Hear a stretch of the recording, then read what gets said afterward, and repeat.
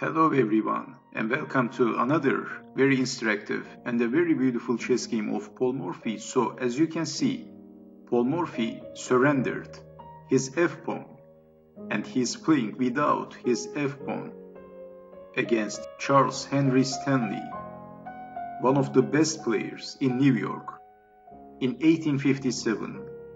So Henry Stanley starts the game with playing e4, d6, d4, knight to f6, bishop to d3, e5, d takes on e5, d takes on e5, h3, bishop to c5, knight to f3, knight to c6, knight to c3, bishop to e6, and Stanley castled, queen to e7, bishop to b5, also Paul Morphy castled, bishop takes knight, b takes on c6, bishop to g5, pinning the knight, bishop to c4, attacking the rook, rook to e1, rook from a to d8, attacking the queen, queen to c1, h6, bishop to e3, bishop to d6, knight to h4, knight takes on e4, Paul Morphy is attacking the knight, but Stanley played knight to g6 and now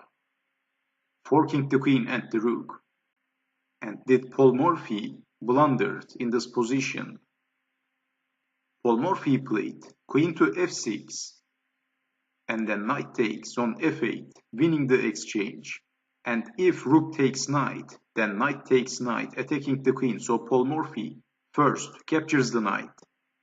Knight to d7, rook takes knight, b takes on c3, queen to g6, queen to d1, bishop to e6, king to h1. Rook to f7, rook to b1, e4, rook to b8, check, king to h7, rook to g1, h5, f4. Paul Morphy captures the pawn with en passant, e takes on f3, g takes on f3, and Stanley is attacking the queen. That's a discover attack to the queen. Paul Morphy played queen to f5, attacking on h3, and Stanley played queen to d3, and queen is pinned. So black can't captures on h3, so Paul Morphy captures the queen. C takes on d3, rook takes on f3. Well, Stanley has the rook, but also Paul Morphy is getting a pawn. And now attacking the bishop, bishop to d4, and then rook takes on h3, check, king to g2, c5, attacking the bishop, and Stanley didn't play any more moves, and he resigned. Wow, what a game by Paul Morphy, and the possible continuation is unclear. But let me show you the possible continuation, and these moves are the choice of the strong computer engine. So after c5, saving the bishop, and I'm going to show you these moves as fast as possible. So rook takes, rook to c1, rook to d2, rook to e8. And let's play faster.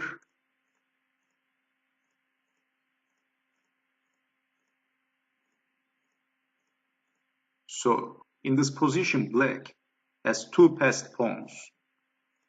Bishop to f4, rook to d1, h4, rook to e7, check, king to g6. And let's play faster for saving time.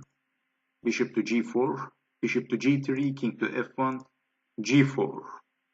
A very dangerously two passed pawns. Rook to b1, bishop to f4, rook to b7, rook to a1, king to f2. And everything is collapsing for white. d2, and after rook takes rook, a random move, and then d-pawn promoted to a queen. And as you can see, white is losing. So after c5, Stanley resigned. And please don't forget that Paul Morphy started the game without one of his pawns. His f-pawn, he has surrendered his f-pawn, and f-pawn is a very important pawn. But he has managed to defeat his strong opponent at move 13 So a very beautiful odds game by Paul Morphy in the first American Chess Congress in 1857. So I hope you have enjoyed watching this video, and I hope to see you next time. Take care.